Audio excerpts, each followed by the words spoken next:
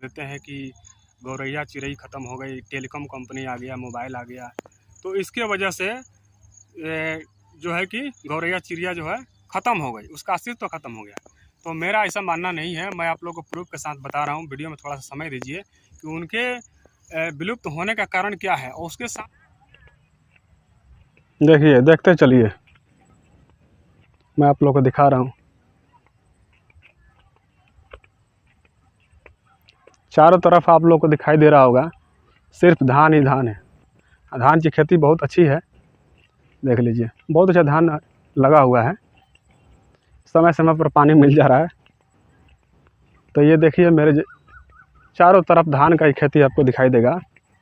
ना मात्र का कहीं कहीं मकई का खेत दिखाई दे रहा होगा, जबकि इस टाइम तक धान के अलावा मड़ुआ, साठी एक होता है जो कि धान से पहले तैयार हो जाता था। मड़ुआ और साठी, बाजरा हो गया, बलटांगन भी बोलते हैं कहीं कहीं, और मसूरिया हो गया, मकई हो गया। तो ये कुछ फसलें हैं जो कि धान से पहले तैयार हो जाता था। तो आजकल वो बिल्कुल ना मात्रा है, बिल्कुल ख़त्म सा ही हो गया। मकई मात्र 10%, 5% कहीं लगाते हैं।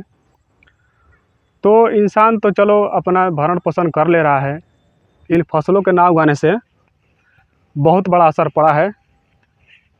एक जीव है जिसका नाम है गौरैया चिड़ै। आप लोग वीडियो देखते रहिए, मैं आप लोगों को प्रूफ के साथ बता दूंगा कि इसका कारण सिर्फ और सिर्फ यही है। बहुत सारे लोग बोलते हैं टेलीकॉम कंपनी या मोबाइल आया उसके वजह से हुआ, नहीं, ऐसा कुछ नहीं है। तो आप लोग वीडियो में बना रहिए और देखते रहिए। दोस्तों, मैं आप लोग को बता दूं कि ये भादों का महीना लगभग ख़त्म होने वाला है, कुवार शुरू होने वाला है। तो कुछ ऐसे फसल था जिसका नाम हमने आप लोगों को बताया अभी, मड़ुआ है, साठी होता है, जो कि भादों में तैयार हो जाता था। तो इन फसलों का खेती नहीं करने से खास करके गौरैया चिड़ै के ऊपर बहुत ज़्यादा असर हुआ। बहुत सारे लोग वीडियो बनाते हैं या दावा करते हैं कि टेलीकॉम कंपनी आ जाने से, मोबाइल आ जाने से गौरैया चिड़ै का जो अस्तित्व ख़त्म हो गया। मैं इसको नहीं मानता हूँ। आप लोग वीडियो में थोड़ा समय दीजिए, मैं आपको प्रूफ कर दूंगा कि वो कारण ये नहीं है, बल्कि कारण है पेट का और रहने का। तो देखिए, जहाँ तक गौरैया चिड़ै के बारे में आप जानते हैं कि गौरैया चिड़िया जो होती है, छोटी सी चिड़िया है और शाकाहारी चिड़िया है।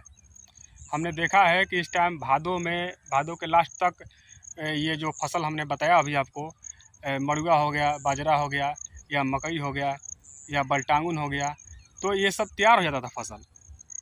तो उसको कहीं ना कहीं खाने को मिल जाता था इससे।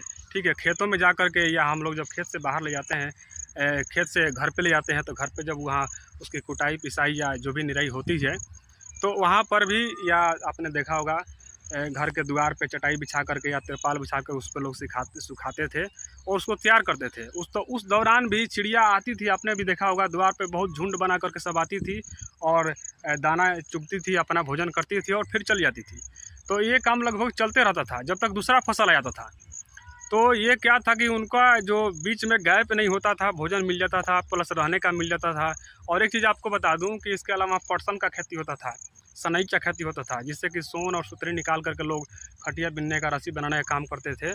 तो उससे भी वो लोग सोन निकाल करके, जो फाइबर से होता था, या घर में कहीं कहीं मकई को लोग बांध कर टांग देते थे, तो उसमें से भी जो सोन टाइप का होता था, फाइबर टाइप का, उसको निकाल करके ये चिड़िया अपना घोंसला बनाती थी।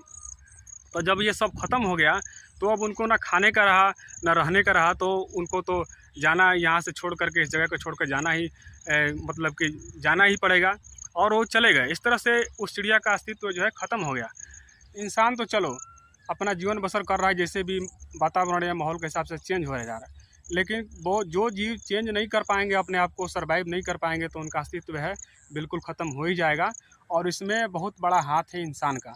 तो इंसानों की इस काम की वजह से, इस तरह से जो इंसान अपना प्रयोग कर रहा है तरह तरह का, या अपने अलावा किसी और के बारे में सोच नहीं रहा है, तो इसी का परिणाम है कि वो जो चिड़िया है आज अस्तित्व में नहीं है, लगभग ना के बराबर है।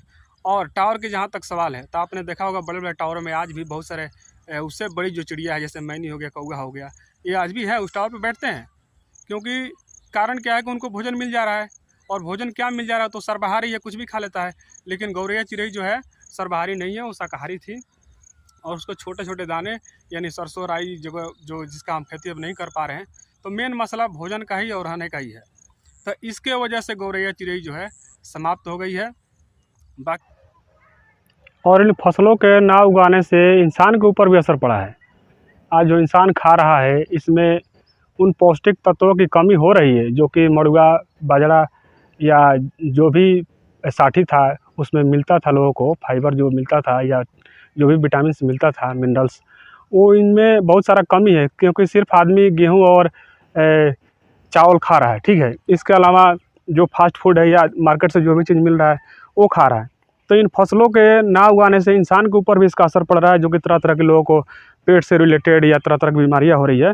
तो इंसानों के ऊपर भी इसका असर पड़ा है, लेकिन इंसान क्या करे, इंसान उसके पीछे न जा कर के आगे बढ़ता जा रहा है, उसको पीछे छोड़ दे रहा है और इसके बारे में नहीं सोचता है। तो इन फसलों के ना उगाने से इंसान के ऊपर भी असर बहुत बड़ा पड़ा है, जो कि आज और साथ में मवेशियों को भी हरा चारा मिल जाता था, जैसे मकई से, मड़ुआ से, साठी हो गया। तो इससे क्या होता था कि उनको भी एक पौष्टिक आहार मिल जाता था, जिससे कि हम गाय भैंस पालते हैं, उनको खिलाते थे, उनको मिल जाता था। तो उसका जब दूध हम खाते थे तो उसमें भी हमको पौष्टिक तत्वों की मिल जाती थी, भरपाई हो जाती थी, और उसका खाने से हमको फ़ायदा भी होता था। तो इस सब के वजह से बहुत सारा चीज़ हुआ है, लेकिन लोगों को पता नहीं चलता है। तो इन फसलों के नहीं उगाने से इंसान पे, पशु पक्षियों पे, सब पे असर पड़ा है, लेकिन हमें इसका एहसास नहीं है। तो मैंने सोचा कि चलो एक वीडियो बना करके आप लोगों को बताते हैं कि आप लोग देखिए जी इन फसलों के ना उगाने से क्या क्या असर हुआ है इंसान के ऊपर और बाकी जीवों के ऊपर।